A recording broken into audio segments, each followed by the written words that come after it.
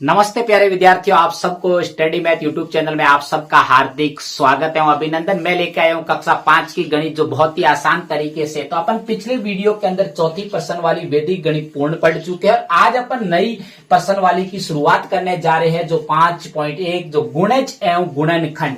सबसे पहले तो अपन को समझ में आना चाहिए कि ये गुणज है क्या, इस गुणज का मतलब क्या है, ये सबसे बड़ी बात। क्योंकि मैं जब भी गुणनखंड पढ़ाऊंगा, क्योंकि 5.2 पढ़ेंगे उसके अंदर अपन गुणनखंड को पढ़ेंगे और 5.1 के अंदर अपन पढ़ेंगे गुणज।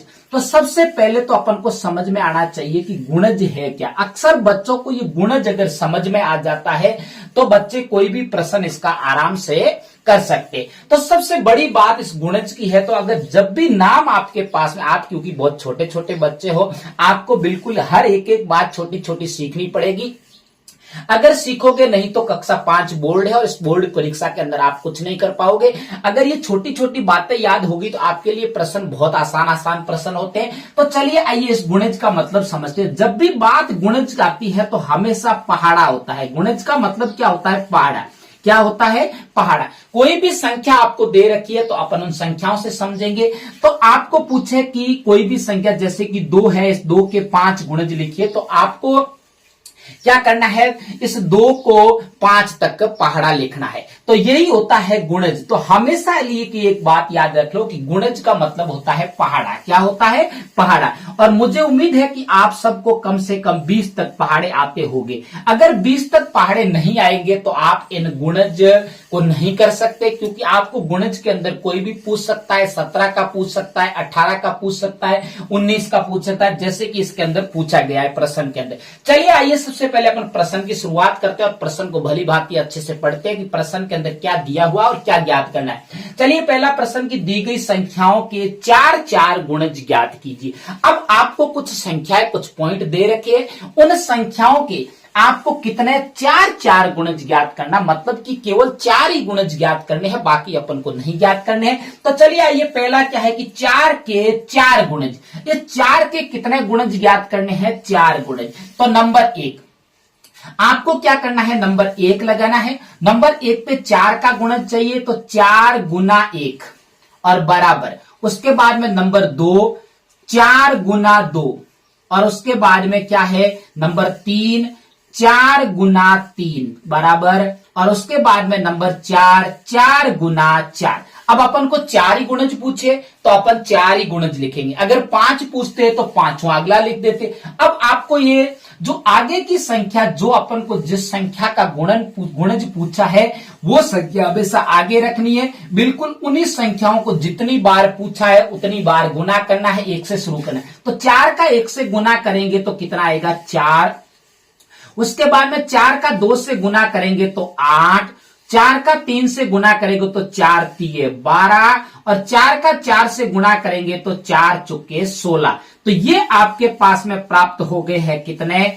4 गुणज प्राप्त हो गए हैं। कितने प्राप्त हो गए? 4 गुणज। किसके? 4 के। मुझे उम्मीद है कि आपको पहला बहुत अच्छे से समझ, बस 5.1 के अंदर आपको गुणज का मतलब समझ में आना चाहिए कि आपको पहाड़े 20 तक याद होने चाहिए। अगर इसी प्रश्न की जगह अगर आता कि इसी के 5 गुणज लिखो तो अपन इसको 1 और बढ़ा देते और 5 गुणज हो जाते। अगर 6 का पूछता तो 6 लिख देते, 7 का तो 7, 8 का तो 8 लिख देते। अब देखिए, चलिए आइए दूसरे की शुरुआत करते हैं। इस 7 के गुणज लिखने आपको कितना है? पहला प्रश्न दे रखा है 4 ही गुणज लिखने। तो नंबर 1 पे बात की जाए तो 7 गुना 1 बराबर कितना होता है? 7। कितना होता है? 7। नंबर 2 पे बात की जाए तो 7 गुना 2, दूसरा गुणज आपको चाहिए 7 दूने 14।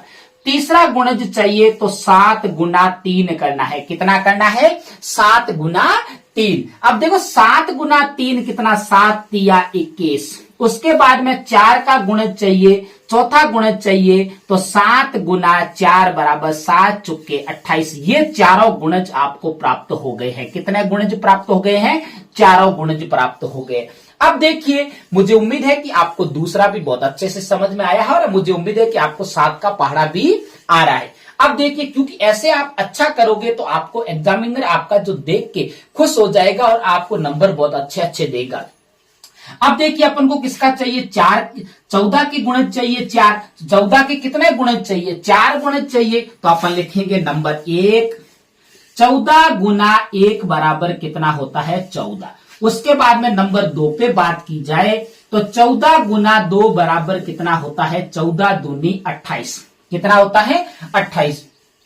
उसके बाद में 3 नंबर की बात की जाए तो 14 गुना 3 तो अपन को कितना होता है। तो आपको अगर पहाड़ा नहीं आ रहा है, पहाड़ा याद तो करना है, तो 14 और पहाड़ा नहीं आ रहा आप गुणा करके भी ऐसे लिखते हैं। तो 4 तिया 12, हासिल लगी 1, 3 और 1 कितना होता है 14 तिये। अब देखो ये कितना हो गया 4 तिये 12, हासिल लगी 1 और उसके बाद में आपको 3 का गुना इससे करना है 1 से, तो 3 और 1 हासिल कितना होता है 4। अब देखो चौथा, इसका चौथा गुणज चाहिए तो 14 गुना 4 बराबर 4 चौके कितना होता है 16, हासिल लगी 1, 4 और 1 5 मतलब कि 56। तो ये अपन को कितना प्राप्त हो गया, कौन सा प्राप्त हो गया, 14 के 4 गुणज प्राप्त हो गया। आपको पहाड़ा भी आना चाहिए, 14 एकम 14, 14 दूनी 28, 14 तिये 42 और 14 चौके 56। अब देखिए अपन करते हैं चौथा। अब देखिए पहले प्रश्न का लास्ट प्रश्न, तो अपन को 19 के 4 गुणज चाहिए। तो नंबर 1 पे 19 गुना 1 बराबर कितना होता है 19। उसके बाद में 2 नंबर पे बात की जाए तो 19 गुना 2, 19 दूने 38। उसके बाद में नंबर 3 पे बात की जाए तो 19 गुना 3, 19 तिये कितना होता है 57, कितना होता है 57। और चौथे नंबर पे बात की जाए तो 19 गुना 4 तो 9 चौके 36 और हासिल लगी 3, 4 और 3 कितना होता है 7, 19 चौके 76 कितना होता है 19 चौके 76। तो 19 एकम 19, 19 दूने 38, 19 तिये 57 और 19 चौके कितना होता है 76। तो ये हो गए आपको जो 4 गुणज पूछा था, गुणज हो गए। मुझे उम्मीद है कि आपको अच्छे से समझ में आया है। आप छोटे बच्चे हो इसलिए बार बार देखिए, बार बार मिलाने का प्रयास कीजिए, बिना देख के मिलाने का प्रयास कीजिए, तब जाके गणित आने लगेगी। नहीं तो गणित से आपको बहुत डर लगेगा। तो आपको मेरे अगर पढ़ाने का तरीका अच्छा लगे तो मेरे चैनल को सब्सक्राइब करना और आगे अपने प्यारे प्यारे दोस्तों को शेयर करते रहना। तब तक मेरे स्टडी मैथ यूट्यूब चैनल पर बने रहे। नमस्ते।